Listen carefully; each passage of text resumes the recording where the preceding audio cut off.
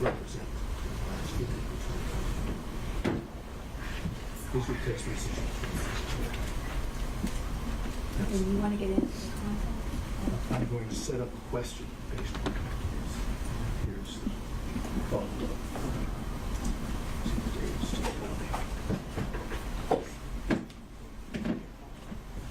Okay, so I'm going to have objections. Of course you're going to have objections. I realize that. I want to be able to show it to him, and then I'm going to frame the appropriate question, and then you're going to object. We'll see where we are. May I approach? You may, sir.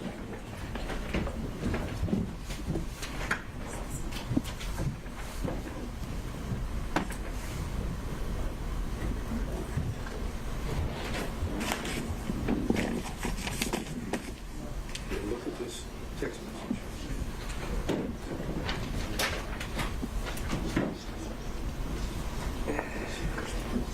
Can I read it first? Of course, of course.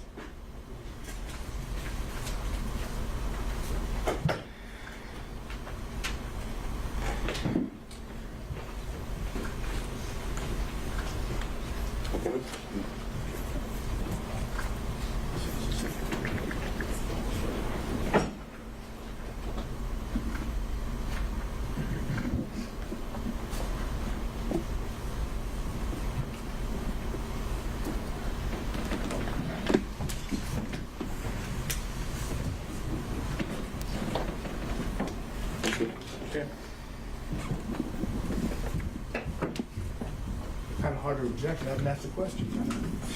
I know it's coming. Okay. Then you must be a CSAyer. Mr. Bradley, I showed you two text messages, correct? Both of those text messages occurred on January the 5th of 2024 at approximately 11:56 a.m. Am I correct? I think so, yes. Okay. And the text messages would have been between you and Miss Merchant, correct? I didn't see it. Yes, it should be. Okay. And I've shown the same two to prosecution, so we're talking about the same two. In the text message to Miss Merchant, you indicated knowledge of some activity on the part of Mr. Wade, correct? I'm going to I haven't asked him anything about what the... flag for the court that this is a topic and a specific exchange that Ms. Merchant went into, and there were objections that were sustained. All right, understood. Yes. And it's your testimony that the information that you imparted to Ms. Merchant in these two text messages is based entirely on confidential communications between you and Mr. Wade, correct? Of objection. He's referencing specific knowledge. The specific knowledge comes from Mr. Wade, which is we've already established as privilege. Well, another question. He didn't get into anything. He just said, "Are these two text messages about privileged communications?" We haven't actually. He's tested. I don't see an issue there. Yes. And is it your testimony that the knowledge that you have, which you imparted in these two text messages, came from Mr. Wade and Mr. Wade alone? Yes. Is that correct? Yes. Can you tell us when it was that Mr. Wade imparted this information to you? Objection. All right. And I think that. That's what you're going to do. Sure. So I'll sustain that on privilege. And I'm going to introduce for the record, when we finish these two text messages, so that Your Honor has those back there, so that you can. Sure. What would they be marked as? There you go. I have a whole set. Okay. We are up to 3 more.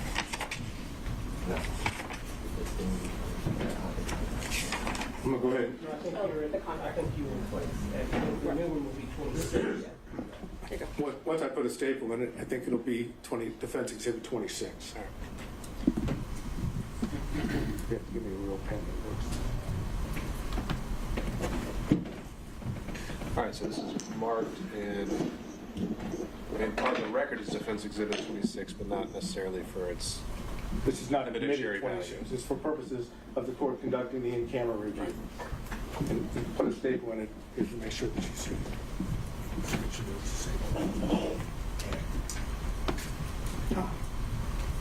other charge? Nope, it's free. All right, Ms. Sadell, what else? All right, so there was also reference, if I remember correctly, to some email correspondence in which Ms. Merchant sent you the motion that she was going to file to disqualify Ms. Willis and Mr. Wade for your review. Is that correct? That's correct. Okay. And that was sent to you in an email? That is correct. And did you respond to it in an email? I don't think I responded to her in email. Ashley, do we know? He responded by text. He responded by text. I'm sorry, I mischaracterized it. He responded by text? If I can look at my text, I can, but I'm assuming I did, but Okay, I'm going to get it for you because I Okay. don't want there to be any assumption. As we have. Let me show you. This is.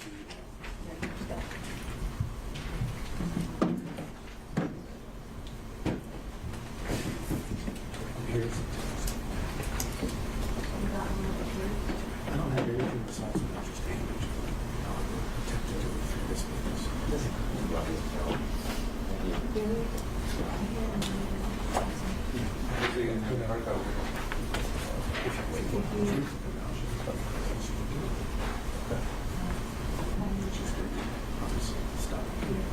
So, is that what you're? I'm going to show you if I might approach. I made reference to an email that Ms. Merchant would have sent you about the motion she was going to file. If you look at this, does this appear to be the email that you received? It's dated January the 6th, 2024 at 10:20, 10:25 a.m. yeah, I see it, the email, yes. So that's the email that you received, correct? Along with, obviously, the attachment, which is referenced. Yes. And then, did you respond to that email within the text message that I've just placed before you? Yes, I said it looks good. So the answer is yes. Oh, yes, I did. Okay. Then we'll mark this as another exhibit for Your Honor to look at.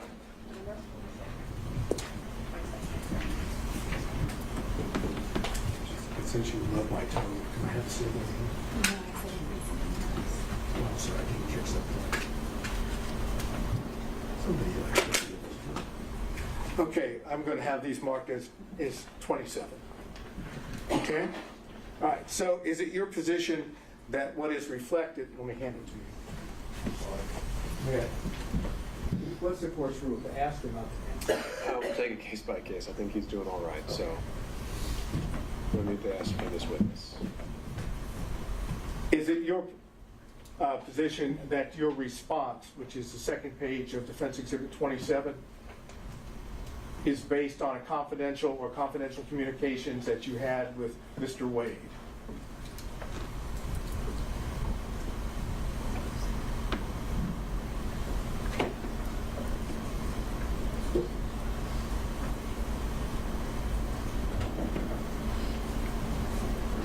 Do you want me to read the response? No, I'm only asking you whether or not the response, you actually already said what it said. I don't want you to read it again. Is that response, based on confidential communications that you had with Mr. Wade? Objection, this is privileged and cumulative. All right, so now we're talking about the email, potentially referencing the motion as a whole. He hasn't been asked to actually confirm or deny any specifics, just to say whether his response is privileged. So I think we're just laying the foundation, just like we did with the text message. So you can answer that question, sir. Was my response privileged? No. Was your response to the email of Ms. Merchant, which is on page 1 of that exhibit, is your response, which is on page 2, is that based on knowledge that you received from Mr. Wade pursuant to confidential communications? Yes.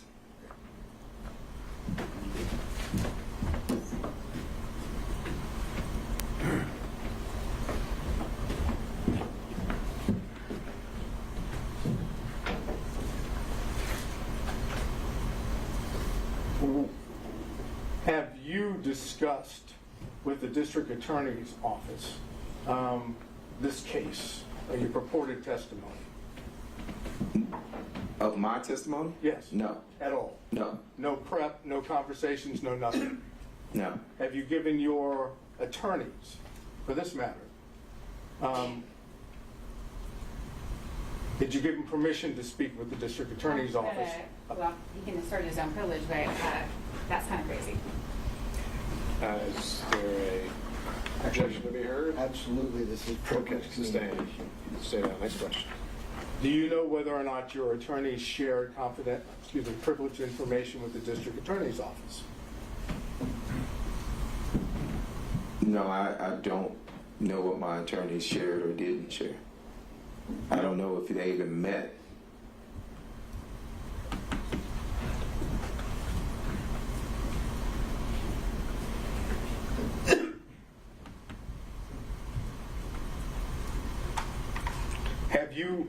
Last question. Have you spoken to Mr. Wade prior to today? No, actually, withdraw. You're no longer in the same partnership or fee-sharing arrangement with Mr. Wade, correct? That's correct. When did you leave that fee-sharing partnership, pseudo-partnership arrangement?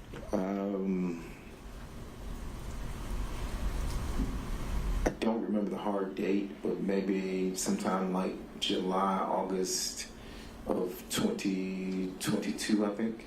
Okay. And what was the reason for the partnership or the fee-sharing arrangements? What caused the separation? I wanted to leave and go out on my own. And that's the only reason? I wanted to leave and go out on my own, yes. I understand, but that was the only reason. There wasn't any suggestions or allegations of any form of misconduct on either part, either on your part or Mr. Wade's part, correct? Misconduct of what? Trying not to get into the specifics. Was there any allegations made of suspected misconduct on your part or on Mr. Wade's part? That's a fairly simple question.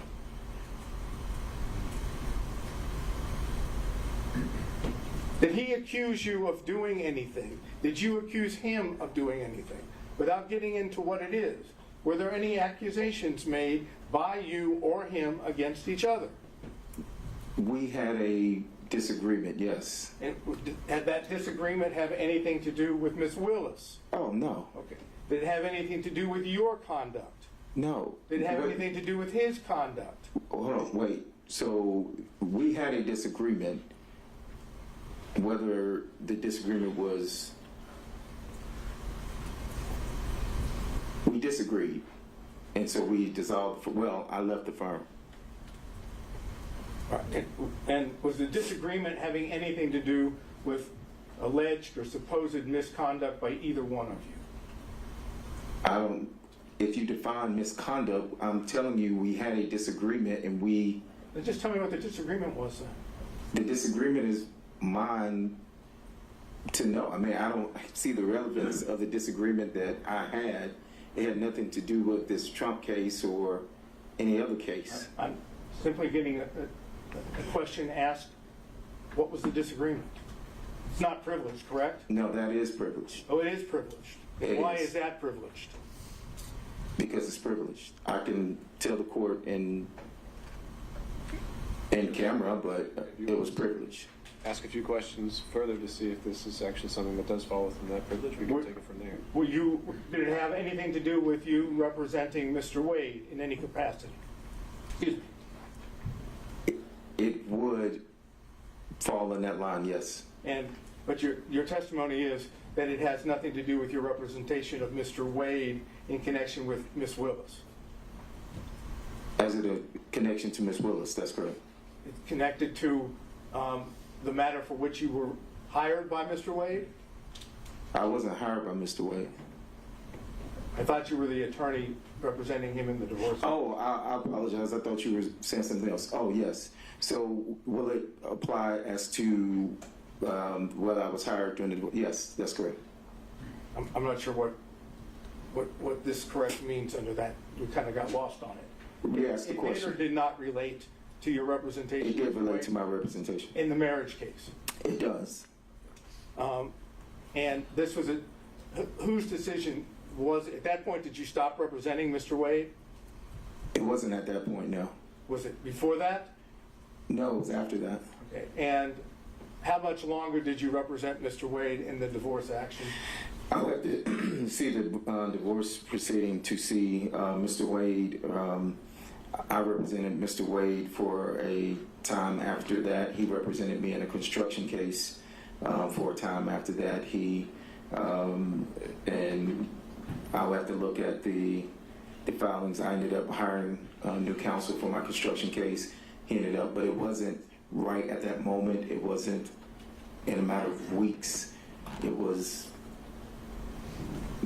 So you continued representing him in connection with the divorce case after you had the separation that you've made reference to? And he continued to, yes, and he continued to represent me on the construction case. But the separation, at least in part, if I heard you correctly, and please tell me if I'm wrong, had something to do with your representation of him in the divorce case. That is correct. Okay. Now, Mr. Wade has testified that he did not have a relationship, a personal relationship, a romantic relationship with Ms. Willis until sometime early 2022. Okay? I'm leaving that as the premise for what I'm about to ask you.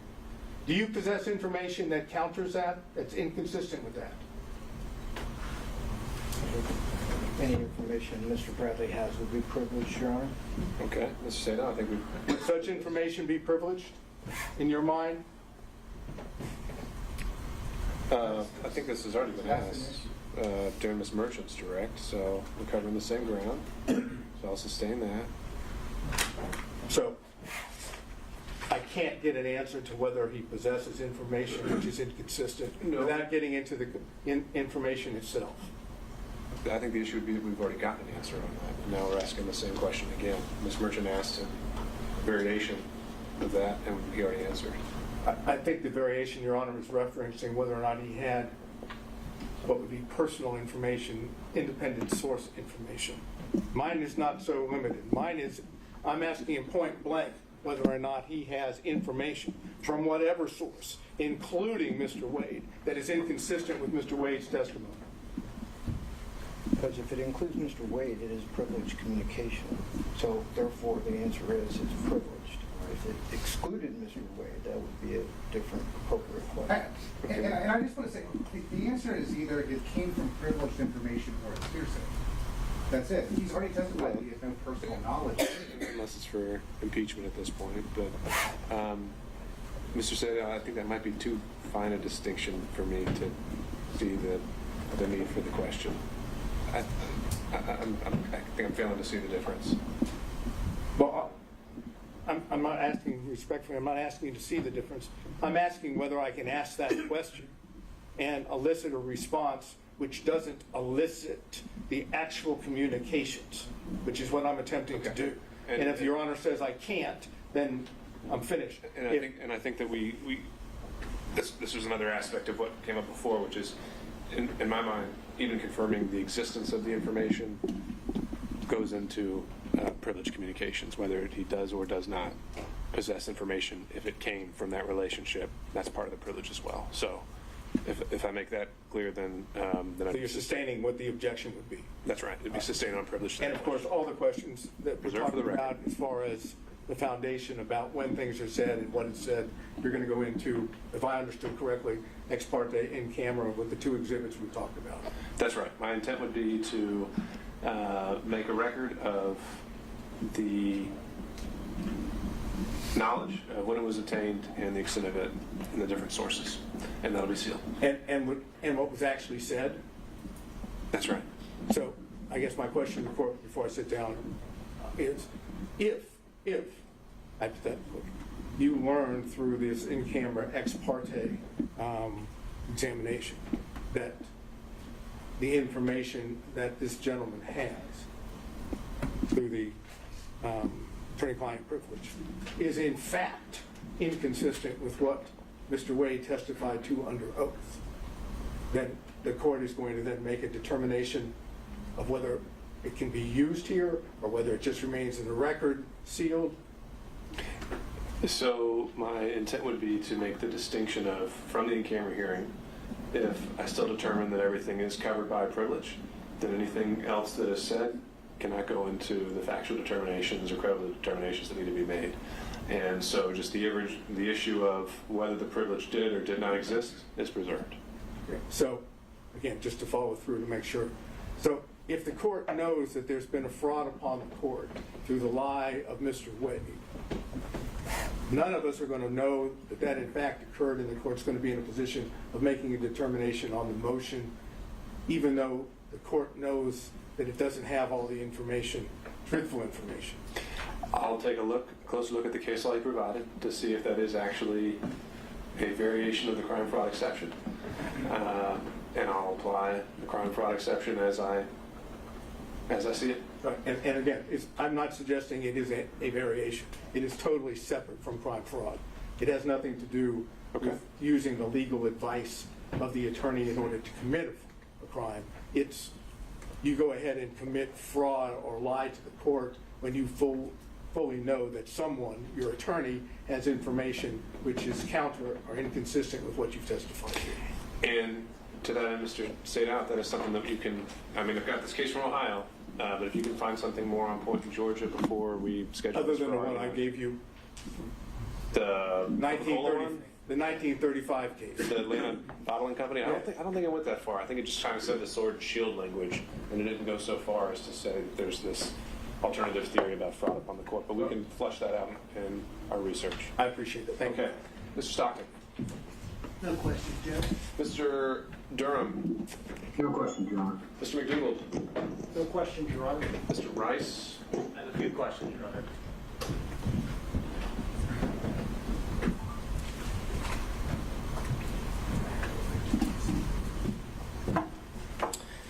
Mr. Bradley, you were counsel for Mr. Wade in the divorce case when the interrogatories were initially served on opposing counsel on or about December 27th of 2021, correct? That's correct. And you were also counsel for him when the amended interrogatories were served on May 30th of 2023, correct? That's incorrect. So you ceased representing him sometime before May 30th of 2023. That's correct. At any point during the divorce proceedings, was a pleading filed with the court or a paper served on opposing counsel that purported to have your signature that you were not the one that signed or authorized your signature on it? Say that again? Did anyone sign your signature without your authorization on any pleading or any other paperwork served on opposing counsel in the divorce proceeding? I don't think so. If you have the documents, I can authenticate my signature. And you have testified that you also practice criminal law and divorce law and perhaps other types of law as well? That's correct. And are you aware that OCG 16-6-19 defines adultery as a misdemeanor crime in the state of Georgia? If you say so, yes, sir. Go ahead. Okay. Judge, I would ask the court to take judicial notice of that. For what relevance? Judge, I think it does go directly to the crime fraud exception. Because before we draw objection, because if Mr. Wade was providing information to his counsel about his intent to either commit adultery or that he was committing adultery, then that would be a misdemeanor crime. It would implicate the crime fraud exception. And additionally, as we know from yesterday's evidence, we have three there. Isn't adultery, as a statute, just on its face, been found unconstitutional? You can't actually charge anyone with adultery anymore. It is still current in the Then it state. can't be a crime. It is still a current charge. Let's move on to that next argument. Additionally, Judge, with regard to the interrogatories, we have three different sets of interrogatories that were filed that came into evidence yesterday, 21, May of 23, December of 23, that contain false information.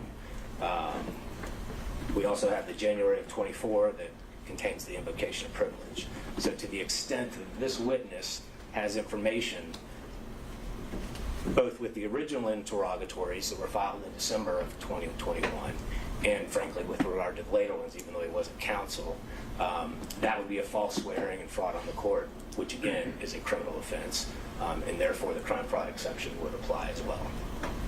Okay. Understood.